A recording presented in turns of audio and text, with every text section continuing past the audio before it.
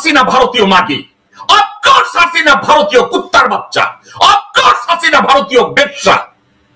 তাকে 17 বছর টিকিয়ে রেখেছে মির্জা আব্বাসের মতো খানকি, সাদেক হোসেন খোকার মতো খানকি, মির্জা ফখরুলের মতো শুয়োর, আমিনুল্লাহ আমানের মতো খানকি, ভারতের নব্য কুত্তার বাচ্চা সালাউদ্দিন, এরা সবাই জড়িত। এদের বিচার কে করবে? এদেরকে নিয়ে কেন কথা বলা হয় না? এদের সাহস ওই পর্যন্ত গিয়েছে ডক্টর মোহাম্মদ ইউনূসকে সরিয়ে দিতে হবে। যে কোনো একটা দেশে রাজনৈতিক উত্তরণ হয় দেশের উন্নয়নের মাধ্যমে।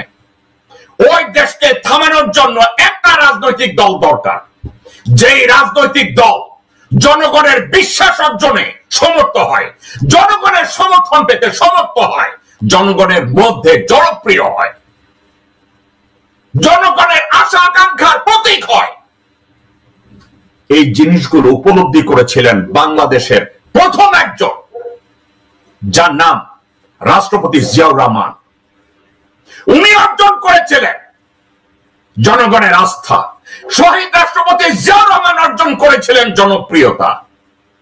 জিয়াউর রহমান সাহেব অর্জন করেছিলেন জনগণের আশা আকাঙ্ক্ষা উজ্জ্বল দৃষ্টান্ত হিসেবে নিজেকে তৈরি করেছিলেন।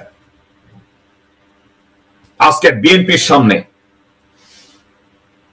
জিয়াউর রহমানের ওই আদর্শকে মাটি দিয়ে তারা জনগণকে উপেক্ষা করে তারা এখন ভারতের সমর্থন নিয়ে তারপরে ক্ষমতায় যেতে চায়। ভারতের সমর্থন তাদের কাছে জরুরি, জনগণের কল্যাণ তাদের জরুরি না। ভারতের সমর্থন তাদের জরুরি, দেশের অস্তিত্ব তাদের কাছে বড় না। জেনারেল ওয়াকার, র, ডিজিএফআই, বিএনপির সিনিয়র কিছু লোকজন ডক্টর মোহাম্মদ ইউনূসকে অ্যাসাসিনেট করার ষড়যন্ত্রে লিপ্ত। ওয়াকার এটা সম্পর্কে বুঝে না, ওয়াকার ডিজিএফআই তে যায় না। এ ধরনের যুক্তি শুয়ারের বাচ্চাদের কাছ থেকে আমি শুনতে চাই। বাংলাদেশ আর্মির সশস্ত্র বাহিনীর সম্পূর্ণ রিফর্ম যদি করা না হয়, বাংলাদেশের অস্তিত্ব টিকবে না। আপনি বিএনপি করেন, আমি কোন দল করি না, আমার ভাই জামাত করে, আর এক ভাই আওয়ামী লীগ করে। দেশেরই যদি কোনো অস্তিত্ব না থাকে, আমরা জাস্ট জারস, পরিচয়হীন একটা মাংসপিণ্ড।